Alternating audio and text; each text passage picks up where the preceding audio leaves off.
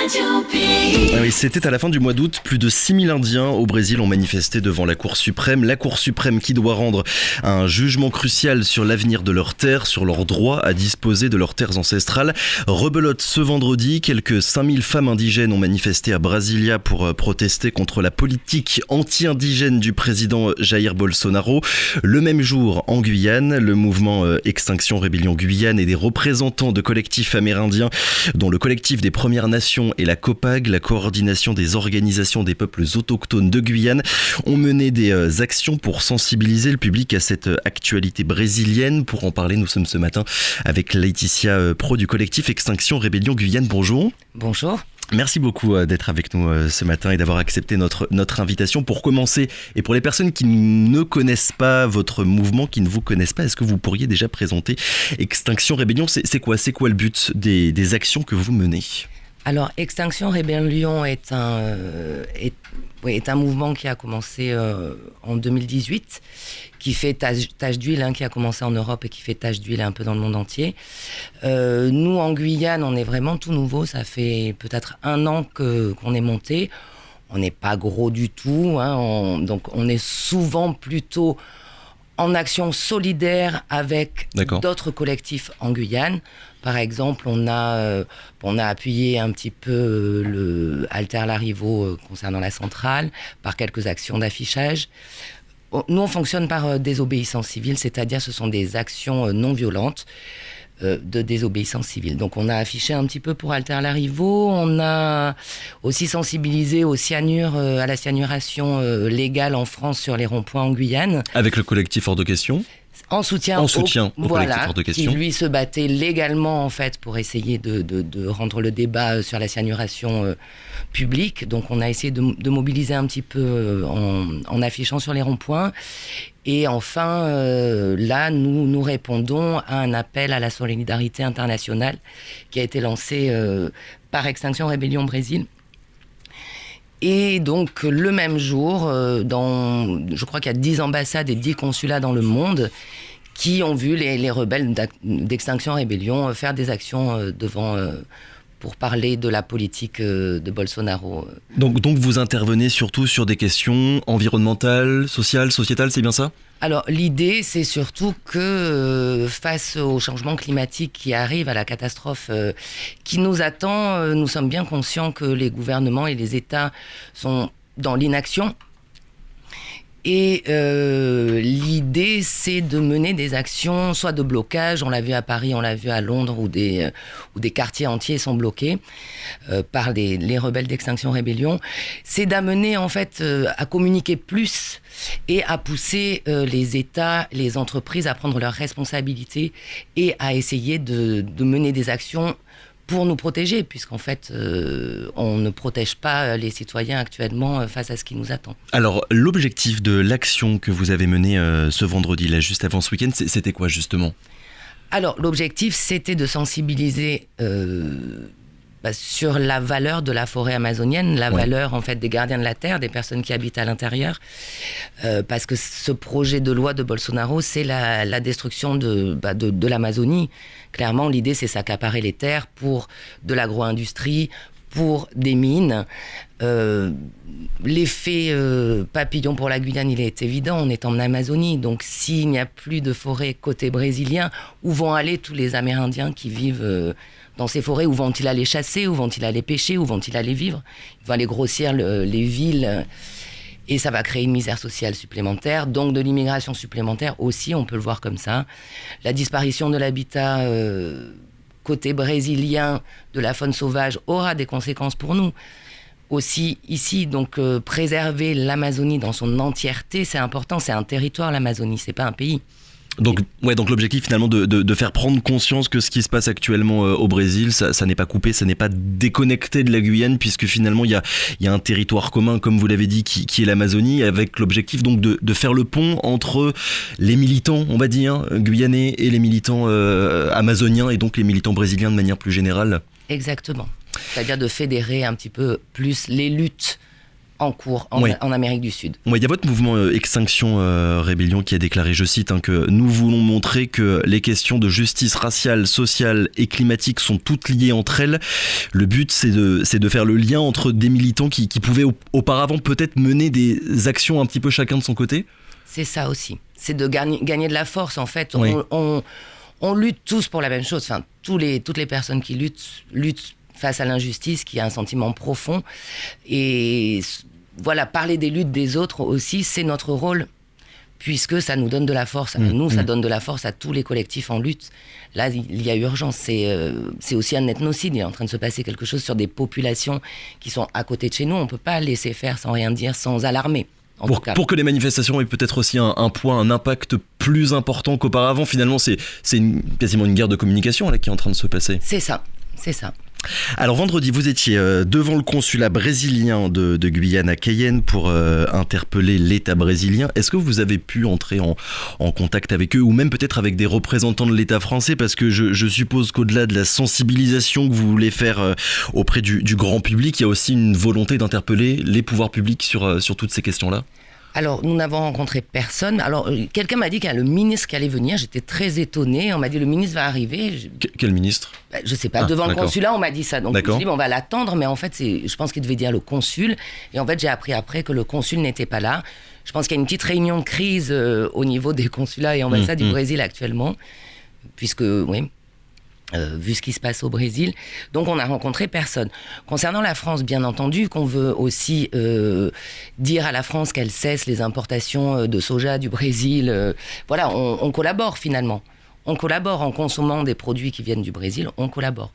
Donc, évidemment, ici, en Guyane, c'est aussi un moyen d'interpeller l'État français sur son rôle quant à la destruction de l'Amazonie, côté brésilien et aussi côté guyanais, avec les projets qui sont soutenus, comme les projets de Montagne d'Or, etc., qui reviennent sur le tapis. Bon, voilà, la France, bien entendu, qu'elle a sa responsabilité dans ce qui se passe en Amazonie. Et la réception auprès du grand public, auprès de la population guyanaise, des actions que vous avez commencé à mener, pour l'instant, comment est-ce que vous vous situez? Comment est-ce que c'est reçu? Disons qu'on n'a peut-être pas assez communiqué sur nos premières actions. Comme on est nouveau, on est petit, on apprend aussi. Il y avait peu de monde vendredi? Alors, vendredi, on devait vraiment être plus nombreux. Oui. Donc, la présidente de la COPAG et des Premières Nations attendait, elle aussi, un peu plus de personnes. Mais la réalité, c'est que c'était un vendredi matin qu'on travaille et que se mobiliser le vendredi, c'est pas évident. C'est quoi votre regard sur les positions de la communauté internationale? Vous avez commencé à dire quelques mots de la France, mais la communauté internationale de manière générale vis-à-vis de ce qui se passe actuellement au Brésil? C'est quand même le grand silence. Finalement, c'est les militants, les militants qui s'expriment et qui soutiennent ce qui se passe. Parce que finalement, je sais pas, peut-être dans l'idée, ça a un intérêt aussi économique de détruire l'Amazonie, puisqu'on va pouvoir en faire... de l'agroalimentaire supplémentaire, des mines, de l'exploitation. C'est l'idée, de toute façon, du système actuel.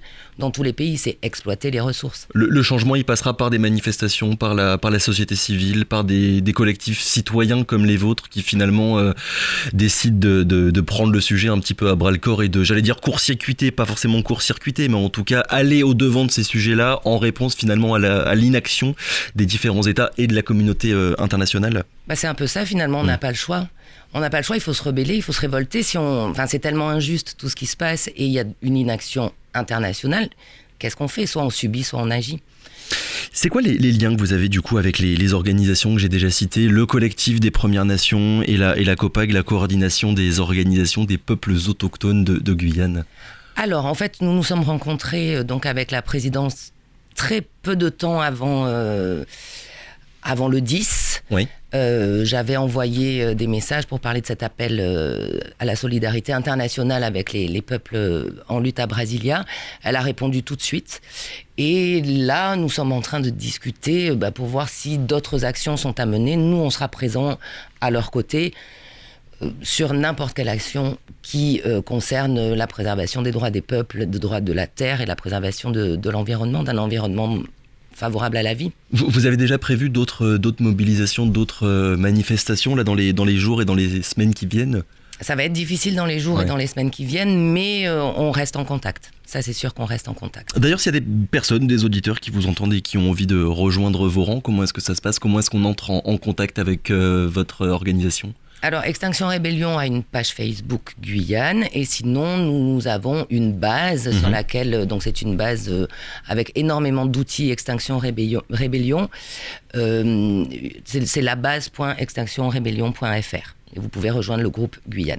Alors, on va revenir plus précisément à ce qui se passe aujourd'hui au Brésil. Le moins qu'on puisse dire, c'est que les actualités se bousculent là en ce moment, avec notamment, j'en ai parlé il y a quelques minutes, ce jugement de la Cour suprême sur les terres ancestrales indigènes. Est-ce que vous pourriez nous dire ce qui est en jeu là en ce moment sur cette question-là ? Alors en fait, apparemment, il y a un projet de loi avec à l'intérieur la thèse du marqueur temporel. Qui demande aux peuples indigènes, aux peuples premiers, de prouver leur présence sur leur terre avant 1988, qui est la date de la dernière constitution.